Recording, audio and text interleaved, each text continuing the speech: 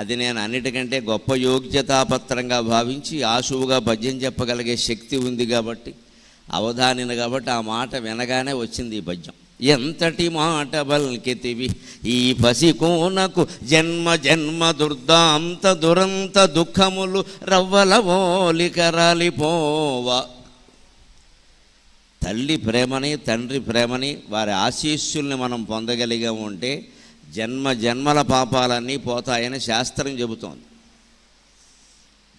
కాశీయాత్రా శతేన చ సేతుస్నాన సహస్రేణ ఏకం మాతృవందనం అంటారు. 100 సార్లు కాశీ వెళ్ళిన దానికి కంటే కూడా, సేతు రామేశ్వరంలో 1000 సార్లు స్నానం చేసిన దానికంటే కూడా, అశ్వమేధ శతేన చ అశ్వమేధ యాగాలు 100 చేసిన దానికంటే కూడా ఒక్కసారి తల్లికి తండ్రికి నమస్కారం చేస్తే అంతకంటే ఎక్కువ ఫలితం లభిస్తుందని శాస్త్రం చెబుతోంది. నమస్కారం అంటే ఒట్టి నమస్కారం కాదు, నేను పొద్దున్న లేవగానే నమస్కారం చేస్తానండి ఎందుకంటే మా అమ్మ అప్పటికే వృద్ధాశ్రమంలో ఉంటుందండి అని చెప్పకూడదు. నేను రోజు చేస్తానండి, రోజు పెడతానండి, అక్కడ మా అమ్మ అప్పటికే వృద్ధాశ్రమంలో ఉంటుంది అందుకని వెళ్ళి దండం పెట్టి వస్తానండి అంటే గుళ్ళోకి వెళ్ళి దేవుడికి దండం పెట్టినట్టు పెట్టి రావడం అన్నమాట. ముందు అసలు వృద్ధాశ్రమంలో ఎందుకు పెట్టావు అది ఆలోచించాలి. మనం బతుకుండగా వాళ్ళు వృద్ధాశ్రమంలో ఉంటున్నారంటే మరోలా అనుకోవద్దు, మనం బతికి ఉన్నా లేనట్టే లెక్క. అంత తీవ్రంగా ఆలోచించాలి ఈ సమస్యని. వీళ్ళ వృద్ధాశ్రమాలు బాగా పెరుగుతున్నాయి. అది నిర్వహించే వాళ్ళ గురించి మనం మెచ్చుకోవలసిందే. వాళ్ళు ఏదో చేస్తున్నారు సేవ, కానీ ఉండాల్సిన విషయం కాదు అది. వృద్ధాశ్రమాలు బాగా తగ్గిపోవాలి. పూర్వంలాగే ఉమ్మడి కుటుంబ వ్యవస్థలు పెద్దవాళ్ళని దగ్గర పెట్టుకుని దేవతల్లా చూసుకోవడం అనే వ్యవస్థ మళ్ళీ రావాలి. మా ప్రవచనాలకి మొత్తం లక్ష్యం అంతా అది. ఆ పెద్దల్ని సేవ చేసుకోవడం, వృద్ధోపసేవనం అనేది మళ్ళీ మన పాత సంప్రదాయం తిరిగి రావాలి. ఏది రాదని అనుకోవద్దు. కాలం ఎప్పుడూ చక్రం లాంటిది, నిచ్చెన కాదు. పోయిందే మళ్ళీ వస్తూ ఉంటుంది, వచ్చింది మళ్ళీ పోతూ ఉంటుంది. కాలం ఎప్పుడూ అంతే. వసంత, గ్రీష్మ, వర్ష, శరత్, హేమంత, శిశిర ఋతువులు వరుసగా వస్తాయి. శిశిర ఋతువు వెళ్ళింది, మళ్ళీ వసంతం వచ్చింది. ఇప్పుడు మనం చూస్తున్న క్రోధినామ సంవత్సరం ఇప్పటికి ఎన్ని 100 సార్లు వచ్చిందో ఎవరికి తెలుసు. 60 ఏళ్ళకు ఒకసారి వస్తూనే ఉంటుంది. అలాగే ప్రతి సంప్రదాయం పోయిందనుకుంటాం, పొరపాటు మళ్ళీ వస్తుంది. వ్యక్తి తన తప్పుల్ని తాను గ్రహించి సంస్కరించుకున్నట్టే సమాజం కూడా తన తప్పుల్ని తాను సంస్కరించుకుంటుంది ఖచ్చితంగా. వ్యక్తి గ్రహించుకోవడానికి వ్యక్తి మీద ఆధారపడి ఉంది, సమాజం గ్రహించుకోవాలంటే మన అందరి మీద ఆధారపడి ఉంది. అందుకు మనతోనే మొదలవ్వాలి, అందరి మీద ఆయన గెంటేయకూడదు. అందుకని అప్పుడు నాకేమనిపించింది అంటే జన్మ జన్మల దుర్దాంత దురంత దుఃఖాలన్నీ రాలిపోయాయమ్మా. నీ అంతటి తల్లి ఈ సుతుని ఆదరణంబును మెచ్చెనన్న నేనంతకు మించి కోరు పరమార్థము లేదిల మాతృదేవత. అంతటి తల్లి, ఎంతోమంది బిడ్డల్ని కన్న తల్లి, అందరూ ఆవిడ్ని దేవతలాగే చూసుకున్నప్పటికీ నా దగ్గర ఉంటాను అందుంటే నాకు అంతకంటే యోగ్యతాపత్రం ఉంటుందా? ఎవరైనా సరే పొందవలసింది అదే. ఎన్ని చింతామణి శతకాలు విన్నా, ఎన్ని రకాల క్షేత్రాలు తిరిగినా, తీర్థాలు తిరిగినా, యాత్రలు చేసినా అంతిమంగా మన కుటుంబ బాధ్యతల్ని మనం సక్రమంగా నిర్వర్తించి కుటుంబ సభ్యుల మెప్పు పొందలేకపోతే జన్మ వృధా అయినట్టు లెక్క. భార్యకి భర్త ప్రశంస ముఖ్యం, భర్తకి భార్య ప్రశంస ముఖ్యం. తల్లిదండ్రుల విషయమే కాదు ఇక్కడ. మన ప్రవర్తన మన భార్యకి నచ్చినప్పుడు ప్రపంచంలో మనకు దండలేస్తూ ఉపయోగమే ఉందండి. ఇంటికి వెళ్ళగానే ఆవిడ మూతి విరిచేస్తూ ఉంటే అక్కడ. అలాగే భార్య ప్రవర్తన భర్తకు నచ్చకపోతే ఈవిడ ఎంత ఉద్యోగస్తురాలైతే, ఎంత అధికారి అయితే, ఎంత సంపాదిస్తే ఎవరికి కావాలండి అవన్నీ? వీళ్ళిద్దరిని చూసి పిల్లలేమీ నేర్చుకోకపోతే కుటుంబ వ్యవస్థ ఎందుకు ఇంకా? అంచేత ముందు కుటుంబ సభ్యుల దగ్గర మంచి పేరు తెచ్చుకోలేకపోతే జీవితం వృధా అయినట్టే. మంచి కుమారునిగా, మంచి కుమార్తెగా, మంచి కోడలిగా, మంచి కూతురుగా, మంచి భర్తగా, మంచి భార్యగా, మంచి తల్లిగా, మంచి తండ్రిగా కుటుంబంలో మన బాధ్యతలు ఏమున్నాయో వాటిని సక్రమంగా నిర్వర్తించవలసింది. ఆ నిర్వర్తిస్తూ ఉంటేనే ఒక్కోసారి ఏమవుతుంది అంటే మనం ధర్మంగానే ఉంటాం, కానీ మనకి లాభం రాదు. ఏవో కొన్ని ఇబ్బందులు కూడా వస్తాయి. పైగా తప్పు పని చేసేవాళ్ళు, బాధ్యతలు తప్పించుకుని తిరిగేవాళ్ళు సుఖంగా ఉంటారు. దాన్ని చూసి మనకి బాధగా ఉంటుంది. నేను ధర్మంగా ఉన్నాను, నా బాధ్యతలన్నీ చేశాను, నాకేమిటి కష్టాలు అదిగో మావాడు ఉన్నాడు, మా అన్నయ్యో మా తమ్ముడో మా అక్కో మా చెల్లో ఎవరైనా మా బంధువులో మా మిత్రుడు, వాడు సుఖంగా ఉన్నాడు, అన్నీ వదిలేసి గాలికి తిరుగుతున్నాడు, లోకమంతా వాడిని గౌరవిస్తుంది, వాడి దగ్గర డబ్బు ఉంది బాగాను, నేను ఇంత చేస్తే నా దగ్గర ఏమీ లేదు, నాకు వ్యాపారాల్లో కూడా నష్టాలు వస్తున్నాయి, ఈ ధర్మం నన్నేం కాపాడింది అనేటువంటి అనుమానం ప్రతి మనిషికి వస్తుంది. దానికి సమాధానం చెబుతున్నాడు మహానుభావుడు వడ్డాది సుబ్బారాయ కవి భక్త చింతామణి శతకంలో. ధర్మం ఒక్కప్పుడు అత్యధర్మమునకుంతానోడును, తన్మూలము ఆ మర్మంబు ఈశ్వర నీకుగాని తెలియన్ మా బోంట్లకు శక్యమే. దుర్మార్గత్వము వృద్ధి పొందనది ఎంతో సాయమౌ, కావునన్ నిర్మూలింపుము దోషపోషకము తండ్రి భక్త చింతామణి. నిర్మూలింపుము దోషపోషకము తండ్రి భక్త చింతామణి.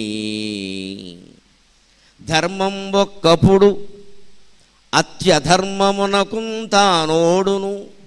ధర్మం ఒకసారి అతి తీవ్రమైన బలం కలిగిన అధర్మానికి ఓడిపోతుంది. మనం చాలా చూస్తున్నాం ఈవేళ. పేర్లు అనవసరం, సంఘటనలు అనవసరం, చూస్తూనే ఉన్నాం కళ్ళెదుట. శరీర బలం ఉన్నవాడు, బుద్ధి బలం ఉన్నవాడు, ధనబలం ఉన్నవాడు ధర్మబలం లేకపోయినా నెగ్గుతున్నాడు, ఇతరుల ఆస్తులు ఆక్రమిస్తున్నాడు, ఎవరేం చేయలేకపోతున్నారు, విసిగెత్తి ఊరుకుంటున్నారు. ఈ మొత్తం సమస్యలకి పరిష్కారం ధర్మం ఈవేళ చెప్పడం జరుగుతుంది. ధర్మం ఒక్కప్పుడు అత్యధర్మమునకుంతానోడును. ఒక్కోసారి ధర్మం అధర్మానికి ఓడిపోతుంది. తన్మూలము ఆ మర్మంబు ఈశ్వర నీకుగాని తెలియన్ మా బోంట్లకు శక్యమే. ఎందువల్ల అలా జరుగుతుంది? తన్మూలము, దానికి మూల కారణం ఏమిటి? ధర్మో రక్షతి రక్షిత అని మనం చెప్పుకుంటున్నాం కదా. మరి ధర్మం రక్షించాలి కదా మనని. మనం ధర్మంగా ఉన్నా మనకి రక్షణ దొరకకుండా మన ఆస్తులు పోతే మనం ఎందుకు ఉపయోగం? వాటికి ధర్మంగా ఉన్నా ఎవడుంటాడు? ఎన్ని ప్రవచనాలు చెప్తే మాత్రం ఏం ఉపయోగం అండి అంటారు. అంటే ధర్మం గెలుస్తుంది అనేది నిరూపణ చేయగలగాలి. మనం చేయొచ్చు, ఇప్పుడు కూడా చేయొచ్చు. తన్మూలము, దీనికి మూల కారణం ఏమిటి అనేది. అంతేకాదు ఆ మర్మంబు, దానిలో రహస్యం ఏమిటి? ఎందుకు ఇలా జరుగుతోంది? తాత్కాలికంగానైనా అధర్మం ఎందుకు గెలవాలి? ఎప్పుడూ ధర్మమే గెలవాలి కదా. అంతా దైవ సృష్టి అయినప్పుడు, అంతా దేవుడే చేసినప్పుడు, మొన్న మనం చెప్పుకున్నట్టుగా పొడమని చేసి భరించి మా పుటలు వేట్కల్ నీకు భక్త చింతామణి అన్నది నిజమే అయినప్పుడు, సృష్టి చేసింది ఆయనే, పోషించేది ఆయనే, చివరికి లయం చేసేది ఆయనే అన్నప్పుడు ఆయన ధర్మాన్ని గెలిపించాలి కానీ అధర్మాన్ని గెలిపించడం ఏమిటండి? ఎందుకు భగవంతుడు ఇలా చేస్తాడు? ఇది నిజంగా ఆయన చేస్తున్నాడా, లేదు ఏదైనా మాయ వల్ల జరుగుతుందా? దానికి సమాధానం ఇక్కడ దొరుకుతుంది. జాగ్రత్తగా విందాం. దాని మూలం ఏమిటి? అధర్మం ధర్మాన్ని మించి గెలవడానికి మూల కారణం ఏమిటి? దీంట్లో రహస్యం ఏమిటి అనేది పరమేశ్వర నీకు గాని తెలియని మా బోంట్లకు శక్యమే. మన బోటగాళ్ళకి అర్థమవుతుందా? మనకున్న జ్ఞానం ఎంత, మనం చదివిన గ్రంథాలన్నీ, మనకున్న విశ్లేషణ శక్తి ఎంత? ఊరికే ఏదో నోటుకు వచ్చిందని మాట్లాడటమే కానీ మనం ఏం చదివాం గనక. వ్యాసభారతం 1700 శ్లోకాలు తాత్పర్యాలతో దొరుకుతుంది. గోరఖ్పూర్ గీతా ప్రెస్ వాళ్ళు వేశారు. ఎంతమంది చదివారు? చదివిన వాళ్ళు ఉంటే నమస్కారం. రామాయణం, వాల్మీకి రామాయణం 24,000 శ్లోకాలు పుల్లెల శ్రీరామచంద్రుడు గారి ప్రతిపదార్థం తాత్పర్యాలతో మొత్తం 15 సంపుటాలు ఎన్నో వేశారు. నమస్కారం. ఎవరు చదివారు? అన్నీ ఎవరు చదివారు? భాగవతం వ్యాస భాగవతం 14,093 శ్లోకాలు రామకృష్ణ మఠం వారు బ్రహ్మాండమైన పండితుల వ్యాఖ్యానంతో వేశారు. ఎంతమంది చదివారు? పోనీ తెలుగు రామాయణాల్లో చాలా ప్రధానమైనది విశ్వనాథ సత్యనారాయణ గారి రామాయణ కల్పవృక్షం 12,796 పద్య గద్యాలతో ఉంది. ఎవరు చదివారు పూర్తిగా?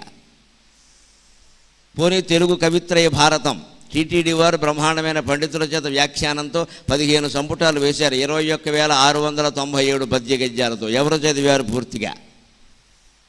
పోనీ పోతన గారి భాగవతం పద్యాలంటే చాలామంది మనం వింటూ ఉంటాం. తెలుగు వాళ్ళం సాయంత్రం 6 బయట మంచాలు వేసి కూర్చుని పాడుకునేవాళ్ళు అందరూ కూడా. తాతలు మన వాళ్ళకి పాడు వినిపించేవారు ఆ పద్యాలన్నీ. ఆ పోతన గారి పద్యాలు తెలుగు భాగవతం 9010 పద్య గద్యాలు ఉన్నాయి. అదే టీటీడీ వారు వేశారు, రామకృష్ణ మఠం వారు వేశారు. ఎవరు చదివారు, ఎన్ని చదివారు?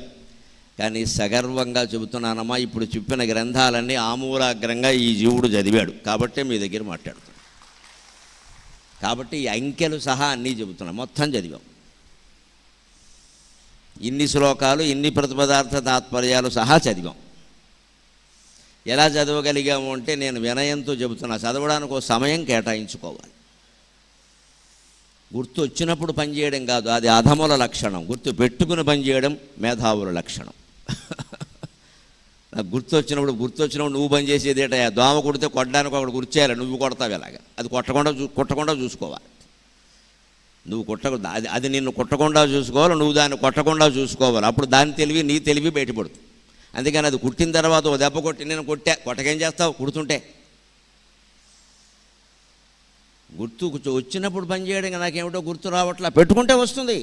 గుర్తు పెట్టుకో. మనం అన్నం తింటున్నాం, ఎవరికో ఫోన్ చేయాలనిపించింది, అన్నం తింటూ ఫోన్ చేయకూడదండి, దరిద్రం. అది అన్నం అరగదు. అది ఈ మెడ దగ్గర ఇది పెట్టుకోవడం, తింటూ ఉండడం ఏం దరిద్రం అది? ఆపై చేయకు, నీకు గుర్తొచ్చింది అంతే కదా.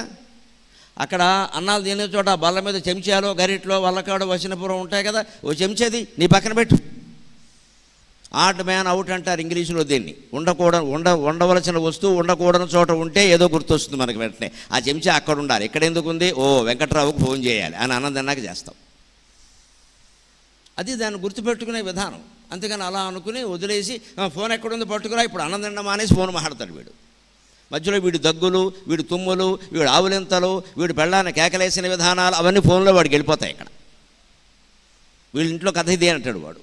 ఇంకా నయం వీడియో కాల్ మాట్లాడి ఇంకా బాగుంటుంది. ఈ లక్షణాలే మానుకోవాలి. అంత గుర్తు రాగానే ఫోన్ చేసేస్తున్నామే. భగవద్ధ్యానం ఎందుకు గుర్తుండదండి? ధర్మ నిర్వహణ ఎందుకు గుర్తుండదండి? బాధ్యతా నిర్వహణ ఎందుకు గుర్తుండదండి? ఎవరితోనో ఫోన్ మాట్లాడాలి కానీ పడుకున్నా సరే, చివరికి బాత్రూంలో ఉన్నా సరే ఫోన్ మాట్లాడేస్తున్నాం. అక్కడ అంత అవసరమా? ఆ ఫోన్ ఏ నీళ్లలోనో పడితే పరిస్థితి ఏంటి? ఇదే మన జీవితం పట్ల మనం తీసుకోవలసిన జాగ్రత్త. గుర్తు పెట్టుకుని పనిచేయాలండి, గుర్తు వచ్చినప్పుడు చేయడం కాదండి. గుర్తు పెట్టుకోవాలి, అప్పుడే పని జరుగుతుంది. ఏదైనా అప్పుడే జరుగుతుంది. అంచేది ఎందుకు దీనికి మర్మం ఏమిటి అంటే, మామూటిగాళ్ళకి తెలియదయ్యా అన్నారు. కానీ లోకంలో జరుగుతున్నది ఏమిటి? ఏదో ఒకటి ధర్మమో అధర్మమో ఏది పెరిగితే మనకేమిటంటే, ఎప్పుడైనా ధర్మం గెలవకుండా అధర్మం గెలుస్తూ ఉంటే లోకంలో అభిప్రాయం ఏమవుతుందండి? మారిపోతుంది. దుర్మార్గంబును వృద్ధి పొందనిది ఎంతో సాయమవు. దుర్మార్గం మరింత పెరిగిపోతుంది అధర్మం పెరుగుతుంటే. అవునా కదా? అధర్మం గెలుపు సాధిస్తూ ఉంటే కోర్టుకి ఎడతారు, ఎవరో దెబ్బలాడుకుంటారు. అందులో ఒకళ్ళదే ధర్మం. ఎప్పుడు న్యాయస్థానానికి వెళ్ళిన వాళ్ళలో ఒకళ్ళదే ధర్మం. ఇద్దరిదే ధర్మం అయితే ఎలా కుదురుతుందండి? వెళ్ళాల్సిన పనే లేదు. ఒకరిదే ధర్మం, అందులో ఒకరిది అధర్మమే. వెళ్ళారు. పాపం ధర్మాత్ముడు ఏవో తన దగ్గర ఉన్న సాక్ష్యాలు ఏవో చూపించాడు. వాడు అంతకంటే దొంగ సాక్ష్యాలు పుట్టించి చూపించాడు అవతల వాడు. గెలిచింది. న్యాయమూర్తి గారికి సాక్ష్యాలు ఆధారాలు కావాలి కానీ వాస్తవం ఏమిటో ఆయనకు అనవసరం, కష్టం అది. అందుకే న్యాయదేవతకి కళ్ళు ఉండవు, కళ్ళు కట్టేసి ఉంటాయి. కోర్టు దగ్గరే ఉంటుంది ఆ బొమ్మ, న్యాయమూర్తి గారి పక్కనే ఉంటుంది. చేతిలో త్రాసు ఉంటుంది కానీ కళ్ళు ఉండవు. మరి ఇంకెలా న్యాయం చెబుతారో ఆ దేవతకి వారికి తెలియాలి. అందుకే న్యాయమూర్తులు విచక్షణా శక్తితో ఆలోచించాలి. కేవలం దొరికిన సాక్ష్యాలు ఆధారాలు కాదు. వారికి సలహా ఇచ్చేంత పెద్దవాడిని నేను కాకపోవచ్చు కానీ చెప్పాలి కదా ధర్మం అనేది. న్యాయమూర్తులైన వారు విచక్షణాధికారాన్ని ఉపయోగించాలి. విచక్షణాధికారం అంటే సాక్ష్యాలు ఉంటాయి, ఏమో ఆధారాలు ఉంటాయి, కాగితాలు ఉంటాయి. ఆయన కాస్త బుద్ధి ఉపయోగిస్తే ఇది నిజమో కాదో ఆయనకు తెలుస్తుంది. అటువంటిప్పుడు మాట్లాడకుండా వాయిదా వేసేయాలి. పరిశీలిద్దాం అని వాయిదా వేసి ఈలోపు రహస్యంగా తన మనుషులను పంపించి అసలు విషయం తెలుసుకోవాలి. ఇంత శ్రద్ధ ఏ న్యాయమూర్తికి ఉంటుందమ్మా? ఉంటే ఆ న్యాయమూర్తికి నమస్కారం. మనం ఏం చేయాలి? ఎవరికి ఉంటుంది? ఎప్పటికప్పుడు వాయిదాలు వేసేస్తాం. చివరికి అధర్మం గెలుస్తుంది. ఊళ్ళో రాత్రిపూట రావి చెట్టు కింద కూర్చొని మాట్లాడుకుంటారు దేవాలయం దగ్గర. అసలు ప్రపంచ చరిత్ర అంతా అక్కడే తెలుస్తుంది మీకు. వాళ్ళని చిన్నవాళ్ళగా భావించద్దు. చెట్టు కింద చుట్ట కాల్చుకుంటూ మాట్లాడుకుంటారు. చుట్ట అయిపోయే వరకు మాట్లాపరం. మధ్యలో చుట్ట సగమే ఉంటే మళ్ళీ చెవిలో పెడతారు. ఇక్కడ మిగిలిన భారతం రేపని. మొగల రేకులు సీరియల్ అయిపోతుంది కానీ ఆ చుట్ట అవ్వదు, అలా పెడుతూనే ఉంటాడు అక్కడ, చెవిలో పెడతాడు అక్కడ, పెట్టి పెట్టి పెట్టి ఎప్పుడో అవుతుంది అది. అయిపోయే వరకు ఏవో కథలు చెప్తాడు. అసలు ప్రపంచ చరిత్ర అంతా అక్కడ బయటపడుతుంది మీకు. వాళ్ళు ఏమనుకుంటారంటే ఏదో ఊరికి ఎలాగ చెప్తారు, పురాణాలు చెప్పేవాళ్ళు పనేం లేదు వీళ్ళకి, ధర్మం అంటారు, ధర్మం గెలవలేదు చూసుకో, ఆ ధర్మమే గెలిచింది అంటాడు. అదే ఇక్కడ కవి అంటున్నాడు, భగవంతుడా నువ్వు గనక పట్టించుకోకపోతే ఇలా వరుసగా అధర్మమే గెలుస్తూ ఉంటే లోకంలో ధర్మం నిలబడుతుందా? మరి ధర్మం మీద ఆధారపడే సూర్యుడు పనిచేస్తున్నాడు కదా, సూర్యుడు ప్రకాశిస్తున్నాడు కదా, తన ధర్మం ప్రకారమే చంద్రుడు భూమి చుట్టూ తిరుగుతున్నాడు కదా, తన ధర్మం ప్రకారమే భూమి సూర్యుడు చుట్టూ తిరుగుతోంది కదా, తన ధర్మం ప్రకారమే నవగ్రహాలు సూర్యుడు చుట్టూ తిరుగుతున్నాయి కదా, తన ధర్మం ప్రకారమే ప్రకృతి 6 ఋతువుల్ని వరుసగా ప్రవేశపెడుతోంది, తీసుకెళ్ళిపోతోంది కదా. మరి ఆ ధర్మాలన్నీ జరుగుతున్నప్పుడు లోకంలో మానవుల్లో ధర్మం ఎందుకు ఉండదు? దానికి కారణం దిక్కుమాలిన మన మనస్సు. ప్రకృతికి మనస్సు లేదు, మనిషికి మనస్సు ఉంది, వచ్చిన ఇబ్బంది అది. మనకి రక్షణ అదే, భక్షణ అదే. సూర్యుడికి మనస్సు లేదండి, చంద్రుడికి మనస్సు లేదండి, గోళాలు అవన్నీ. సముద్రానికి మనస్సు లేదు, ప్రకృతికి మనస్సు లేదు, వాయువుకి మనస్సు లేదు. మనకి మాత్రం భగవంతుడు మనస్సు ఇచ్చాడు. మన ముంచేయడానికో తేల్చాలనుకో తెలియదు. మన మనస్సులో విపరీతమైన రాగద్వేషాలు ఉన్నాయి. మనకి ఇష్టమైంది జరగాలి, మనకి ధర్మం జరగాలని ఏం లేదు ఇక్కడ, మనకి ఇష్టమైంది జరగాలి. దానికోసం మనమే మార్చేస్తూ ఉంటాం. అందుకే ఈ అధర్మం గెలవడం అనేది మానవుల్లో ఉంటుంది కానీ జంతువుల్లో ఉండదమ్మా. మీరు గమనించండి, వృక్షాల్లో ఉండదు, కొండల్లో ఉండదు, పర్వతాల్లో ఉండదు, నదుల్లో ఉండదు, సముద్రాల్లో ఉండదు. అవన్నీ సక్రమంగా ప్రవహిస్తూనే ఉంటాయి. ఎప్పుడూ సింహమే ఏనుగును చంపుతుంది, ఏనుగు సింహాన్ని చంపదు. లెక్కది అంతే, దేని పరాక్రమం దానికి ఉంది. సింహమే ఏనుగును చంపుతుంది, ఏనుగు సింహాన్ని చంపదంతే. కానీ ఇక్కడ సింహం లాంటి మనిషిని కుక్క లాంటి మనిషి వేసేస్తాడు ఈ లోకంలో. కుక్క లాంటి వాడు బుద్ధి కుక్క, వాడు మనిషి కుక్కే. వాడు వెళ్ళి సింహాన్ని చంపేస్తాడు, ఇక్కడ సింహం లాంటి వాడు లేపేస్తాడు. దానికి తోడు ఇంకా 10 కుక్కలను కలుపుకుంటాడు. ఇక్కడ జరుగుతోంది లోకంలో. అంచేత పరమేశ్వర ఇలా అధర్మమే గెలుస్తుంటే లోకంలో ఇంకెవరు ధర్మాన్ని పాటించరు కదా, అది నీకు సంతోషమా అంటున్నాడు ఆయన. అంతే కదా, మరి దేవుణ్ణి అడగాలగా. అందుకే ఒక్కడు గుర్తుపెట్టుకోండి దయచేసి, తిరుపతి కాదమ్మా, ఏ గుళ్ళోకి వెళ్ళినా దేవుణ్ణి కోరికలు కోరద్దు, ప్రశ్నించండి. ఇంత జరుగుతుంటే ఏం చేస్తున్నావయ్యా అని అడగండి అమ్మా. దేవుడికి కూడా బుద్ధి వస్తుంది నన్ను అడిగితే. మనం అడగవనా, అదంతా మనకెందుకు, మాకు మనవణ్ణి ఇచ్చేసి చాలు, ఏం చేసుకుంటావు మనవణ్ణి, పుట్టు వెంట్రుకలు తీయిస్తావు, గుండుకు ఇచ్చేసి, అంతేనా? దేశాన్ని గురించి ఒక కోరిక కోరామా, సమాజాన్ని గురించి ఒక కోరిక కోరామా? అందరం గుండెల మీద చేతులు వేసుకుని ఆలోచిద్దామండి. దేవుడు గుళ్ళోకి వెళ్ళి మన ఊరు గురించి, మన ప్రజల గురించి ఏమైనా అడగమండి. అసలు మన సొంతమే ఎంతసేపు యథవసోది. ఈ సొంత కోరికలు మానేసి దేశం గురించి, రాష్ట్రం గురించి, సమాజం గురించి మనం కోరుకునుంటే ఏ పరిస్థితులు ఇలా ఉన్నాయని మనం బాధపడాల్సిన అవసరమే వచ్చేది కాదండి. భగవంతుడు తీర్చేవాడు ఖచ్చితంగా. మనకు ఆ నమ్మకం లేదు. మరి నాశనం అయ్యేది అవుతూనే ఉంటుందండి. మనకి ఎవరికి సమాజం గురించిన సమస్యలు అక్కర్లేదు, మన సొంత సమస్యలే కావాలి.